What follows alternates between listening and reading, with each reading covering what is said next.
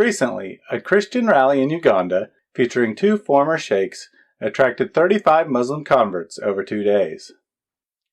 Today I will look at the type of arguments they used, report on the Muslim response to the conversions, and survey the present situation in Uganda.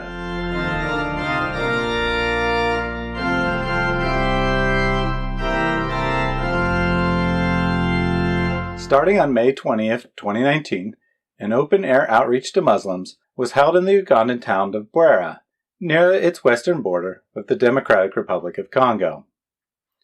Featuring former Muslim speakers, the event attracted a strong reaction. Morning Star News reports, "Jesus changed my life when I acknowledged him as my Lord and being the Son of the Most High God," one former sheikh, Muslim teacher, testified. This testimony touched many people, and large numbers showed up for the following day, many of them putting their faith in Christ, church leaders said. In all, 35 Muslims put their faith in Christ. Another former sheikh, on the second day of the event, used the Quran to argue for the uniqueness of Jesus. It's true, even the Quran acknowledges the uniqueness of Jesus, called Isa, and his superiority to Muhammad. The Quran teaches Jesus' virgin birth and says he will be, quote, distinguished in this world and the hereafter. Surah 3:45. His mother Mary is the only woman mentioned by name in the Quran. Muhammad, in contrast, had an ordinary birth, and his parents are not in the Quran. Indeed, according to the Hadith, Muhammad's parents are in hell. The Quran teaches that Jesus was sinless. Muslims try to claim the same for Muhammad, but contradict the Quran when they do so. In 3 separate places, the Quran commands Muhammad to ask forgiveness for his sins, which obviously means that he sinned. For example, Surah 40:55 states, "So be patient, O Muhammad. Indeed, the promise of Allah is truth, and ask forgiveness for your sin, and exalt with praise of your Lord in the evening and the morning." According to the Quran, Jesus was spared death and taken directly up into heaven. Meanwhile, Muhammad died a painful death after 3 years in agony. He also wasn't assured of heaven.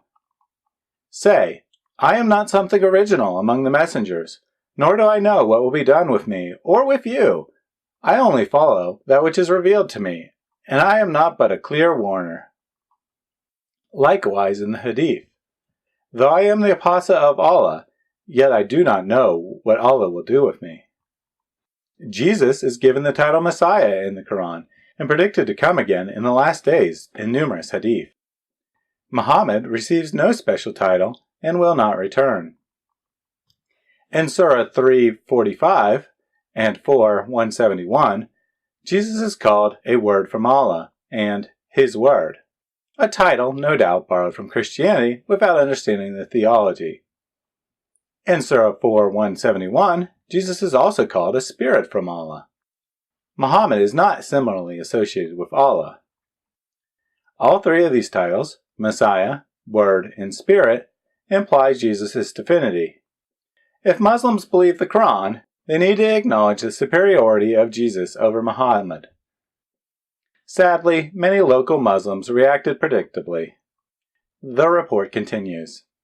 Offended Muslims began mobilizing, and more than 250 Muslims armed with long swords and clubs showed up at the event on May 25th in anticipation of attacking. Hundreds of Muslims marched to Bwera police station, led by several Islamist leaders issuing threats and calling for the meetings to be banned, organizers said. "We cannot allow the Christians to use the Quran in their meetings, or to allege that Jesus is the Son of God. This is a serious blasphemy to Muslims," said the head of the mosque in Bwera. "Yeah, shame on those Christians for reading the Quran. We wouldn't want any Muslims to know what the Quran actually teaches. That might cause them to leave Islam." The angry Muslims proceeded to send threatening text messages to the event's speakers. "Tomorrow we are coming to kill all of you during the open-air crusade," read one text message. I can't imagine where they got such a weird idea from.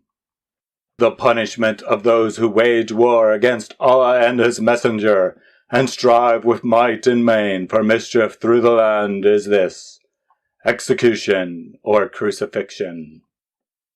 The event organizers wanted to continue the multi-day event anyway, but the police decided to end it early over safety concerns. Christianity has an interesting history in Uganda. Islamic missionaries were the first to arrive in the country, and for a while drew some interest from the Ugandan king. However, without the power of the sword to convert, they saw minimal results. Christians were late on the scene, not arriving till 1877, making Uganda among the last African countries to receive missionary efforts. By 1900, efforts were starting to produce results, with an estimated 180,000 converts to Christianity compared to about 50,000 for Islam. In the 1920s and 30s, a local-led revival broke out and the Christian population exploded. By 1970, Uganda was 65% Christian. In the 1970s, a Muslim dictator came to power.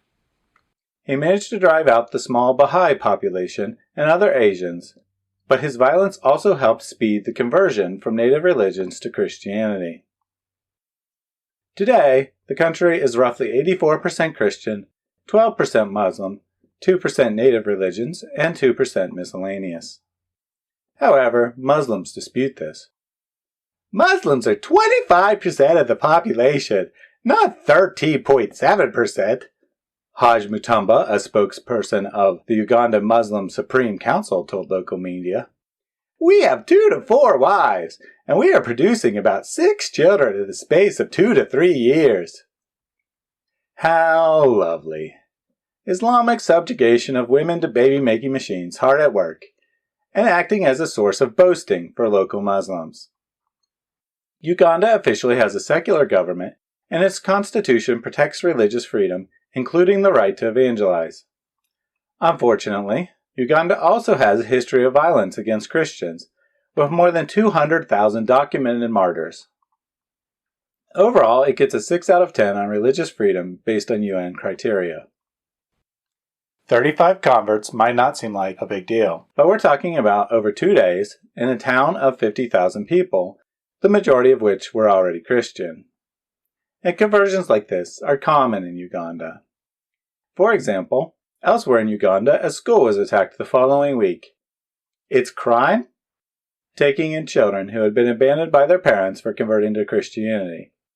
Morning Star News reports, among the 173 children from 8 districts, 57 were converts from Islam, he said. Another 7 children were Muslims who became Christians after they began attending the school. A 2015 estimate found around 35,000 Muslim converts to Christianity living in Uganda. Today, that figure might be around 50,000. God is on the move in Uganda, and people are leaving Islam by the thousands each year. All Islamists can do, in response, is threaten violence and try to pump out more babies. I doubt it will work. Jesus' love is more powerful than any sword or club. Muslims, instead of fighting against his love for you, reject your violent prophet and accept the love and forgiveness that Jesus has already provided for you on the cross. I have more videos on conversions throughout the Muslim world coming up, so be sure to subscribe and hit that notification bell to avoid missing any future videos. Thanks for watching.